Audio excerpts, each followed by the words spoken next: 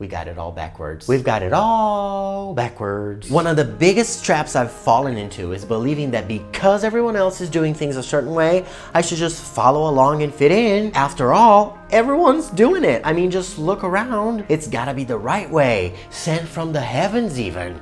Does this sound familiar? Hey, what's up you guys? I'm Fernando and welcome to my channel. In today's video, we're going to debunk a lot of the ways we agree as a society to do things, thinking it's, right and good, but ultimately it's just not helping us. It's not serving us. We're creating hell on earth. We're not even aware of it. And so the more we remember what we are, where we come from, and what we're doing here, the easier it becomes for us to create heaven on earth. The fact that a lot of people are doing something a certain way does not mean it's serving us, period, full stop. I'm sure you are familiar with at least some of the things I have here on my beautiful, beautiful board. Maybe you're not aware of other things, and so hopefully this will help you remember you get to do you no matter what. You get to ask yourself, does this serve me? Does this serve the collective? Because if we're just repeating patterns unknowingly, then it's like we're having a horrible time and we don't even know why. So let's get right into it. I have 13 items here. The list could have been longer, but there isn't space, and also the video would be too long. But always be mindful of anything you're doing and how you're doing it, okay? So on my board, I have on the left what we think as a society and how we do things, believing it's the right way. And on the right, we have reality, meaning fundamental reality, what things actually look like through the perspective of metaphysics and spirituality. All right, so item number one, fitting in equals success. If you fit in, if you are playing the game along with everyone else and you're like not standing out in a weird way, you are doing your best. You are guaranteed success. Right? I remember growing up and being in school and feeling so inadequate in so many ways. And I would think to myself, oh my gosh, I wish I played the game more accordingly because it would be easier on me, but I just really can't, I can't. And today I know that my soul knew better, And so I would go through situations where I would feel embarrassed, but I would not be able to play by the rules 100% because I just couldn't, In fundamental reality, fitting in keeps you asleep because the more you play the game according to the society's terms, the more you cannot awake. The more you stay asleep, the more you keep perpetuating the negative old patterns that don't serve anyone. So item number two, watching the news means you are an aware citizen. Again, you're fitting in, you're contributing positively to the world, right? You are seeing the tragedies, you are complaining among other people and just playing the part. That's a citizen who's aware. Oh boy, in fundamental reality, this robs you of your power. Watching the news keeps you in a state of fear. It's literally designed to keep you in fear. And when you're in fear, you're vibrating low. Your frequency is very low. You become physically weak even. And so watching the news is just taking all of your power away. I personally do not watch the news. Again, growing up, I would feel bad for not being able to watch the news at all. I just couldn't. I remember as an ESL instructor, sometimes my students they would comment on something and I'd be like, what is this? They're like, you don't know about this? What world do you live in? And I would feel horrible. Now it's I know, I get to choose the world I live in, and so do you. What world do you choose to live in? The world you live in is a reflection of what you have in your subconscious mind. I don't pay attention to the news. I do not pay attention to the negativity. I am a powerful creator, and so are you. And so when we think about this, we can tie this back to the Maharishi effect. It's a powerful practice where people come together to do like transcendental meditation towards positivity. And this is proven to lower the crime rate, hospital admissions, violence in general, just by practicing meditation. Again, the invisible world, you are an energetic being. You are not a physical body. You are so much more than that. And so when we're watching the news and we're playing the game and we're like complaining and vibrating low and saying, oh my gosh, the world is burning to pieces, we're doing the opposite. We're just feeding, we're just polluting the energetic field and harming ourselves. Right? And yet society tells us that we get to watch the news, right? I mean, such a big trap. Number 3, education equals path to success. You can go to university. Bob Proctor talked about it a lot. He would say, why would some people go to Harvard and like have all the diplomas and then fail as business people, whereas people who had no education would be making millions, if not billions of dollars, right? Ultimately, it comes down to your subconscious mind and the programs you have there. In fact, it has a huge potential of blocking your creativity, your intuition, your spiritual awareness. I, for one, did not enjoy school. I shared on a video recently here how I was in arts class in 3rd grade and I drew something inappropriate. Unknowingly, I was just having fun. And then the teacher just like called me out in front of everybody. I felt humiliated. It was horrible. And blocked my creativity. Years passed after that, and I remember thinking, oh, every time I draw something, it looks like my drawings from 3rd grade. It was only after many years that I connected the dots, and I was like, that's why they look like my 3rd grade drawings, because that's when I was, called out in front of everybody. And so for so many years, I was like, I cannot draw. I don't think I'm great at drawing, but today I allow myself. And so I'm gaining my creativity back. But school definitely had the greatest potential of killing my creativity. So just saying. Number 4, adults know more than kids, right? And in a way, they do, because we come here to play the human life. And so kids have to learn how to walk, how to talk, how to write. So there is a learning curve, right? But in fundamental reality, kids are intuitive. Kids are psychic. Kids believe in magic. We live in a magical world. It's a video game. It's a mind projection. Everything is possible. Expect miracles. Literally, you can create heaven on earth and you can create hell on earth. This is your power. Anything is possible. And kids know this.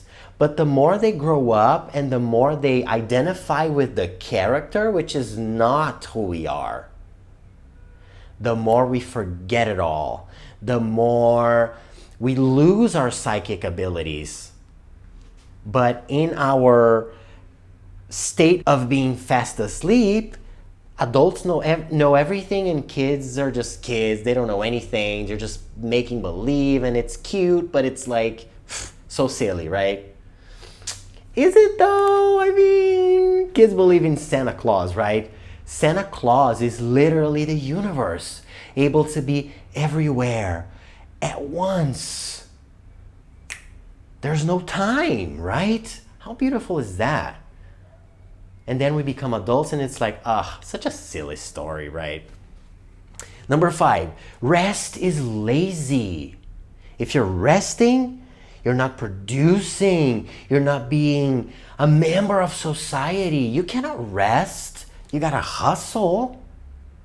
And so a lot of people, sometimes even when they're laid off, so they're in between jobs, a lot of people feel guilty taking the time to chill, have some downtime, maybe meditate more, maybe take care of their energy instrument. And it's like, oh my gosh, I can't because of conditioning. We're conditioned to believe all of these things that are not really serving us, are they? You get to rest. You get to take care of yourself. You get to pick yourself up. You get to love yourself, because we don't come here to hustle and grind. But if we believe that's the case, we will prove ourselves right. Oh, we definitely will. In fundamental reality, rest is key to alignment. If you're just hustling and grinding and your vibration is low, what are you manifesting? Because everything is a manifestation. You manifest all the good, all the bad, and everything in between. Everything is a manifestation. So you're hustling, you're grinding, you are creating a horrible life for yourself, you're living in a horrible world, because your world is unique. Everyone lives in their own unique world. And so you're not having a ball, but you're like, oh, but it feels right because you're playing the game by the rules, right? And we don't allow ourselves to rest and to find alignment. It's about finding alignment. Alignment is everything, because when you find alignment, you go with the flow. And then you take inspired action. And then you manifest all the good stuff easily, effortlessly. Right? So you deserve all the rest. You are so worthy. Number 6, seeing is believing. If I see it, I believe it. Oh boy, oh boy, oh boy, oh boy. Believing is seeing, because the world is a mind projection. You will experience everything that is in your subconscious mind, like we talked about in the beginning, right? And so if you're waiting to see something so that you can believe in it, we got it all backwards, which is what this video is all about. We've got it all backwards. There are so many examples for this, okay? So many, way too many. Way more than what I have here, really. And so we get to believe first. Believe in the magic like kids do. And so we got it all backwards, guys. It's believing is seeing. That's how you see the stuff you want in life. That's how you manifest, is through belief. You know this, right? Number 7, competition. We come here to compete. If I don't compete, I don't get ahead, I don't succeed. So it's all about the competition. What is this telling us? In the book, The Science of Getting Rich by Wallace Wattles, he tells us this. Competing is 100% rooted in lack mentality. It's the belief that there's not enough resources, that there's not enough to go around. And so we get to compete. We have to compete.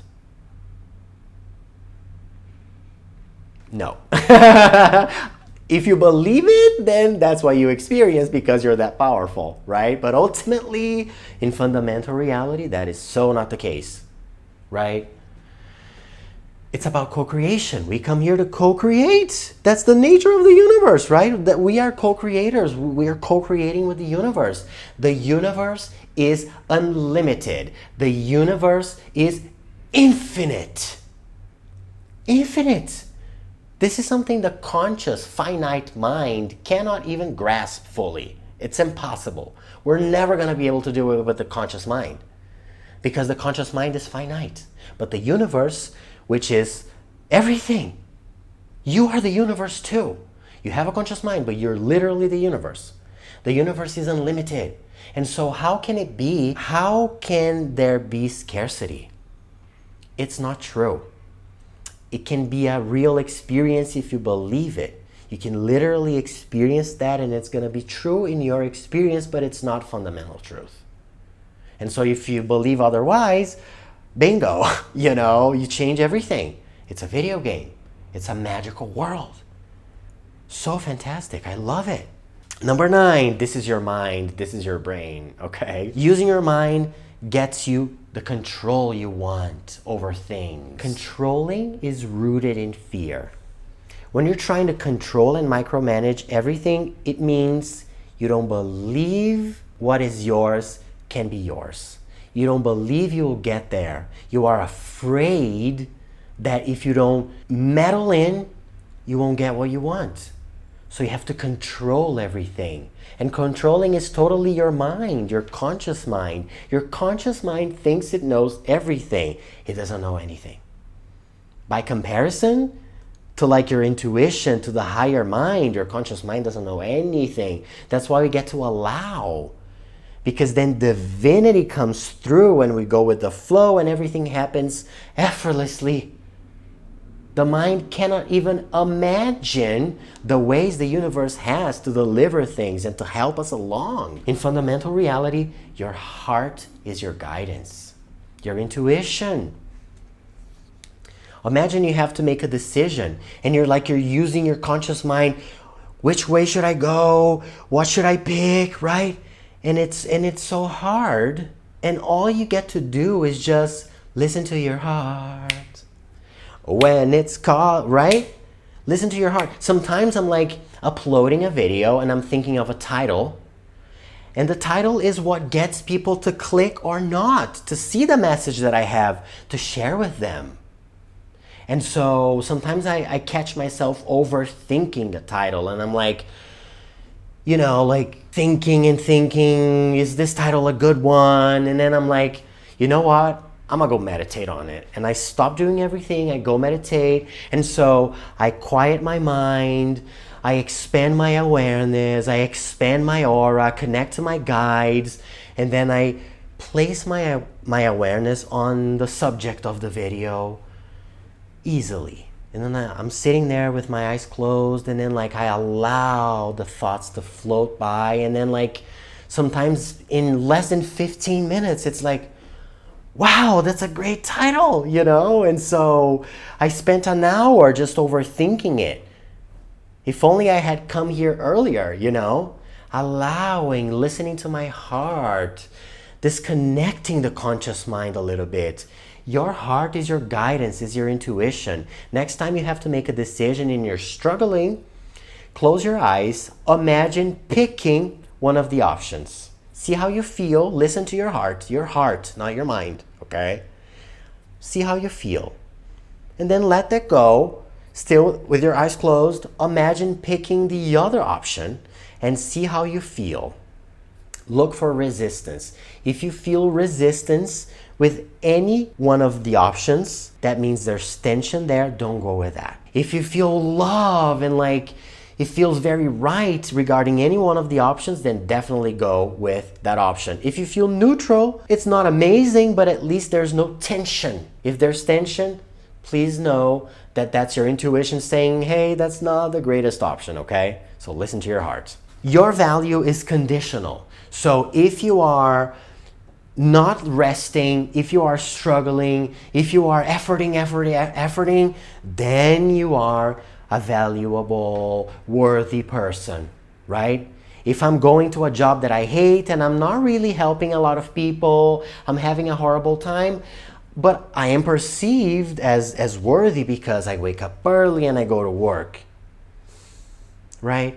So your value is conditional. Is it though? The eternal, spiritual, unlimited being that you are, is your worth conditional? I don't think so. Your worth is inherent. You are worthy right now. You are worthy by being. Being, the state of being, is your natural state.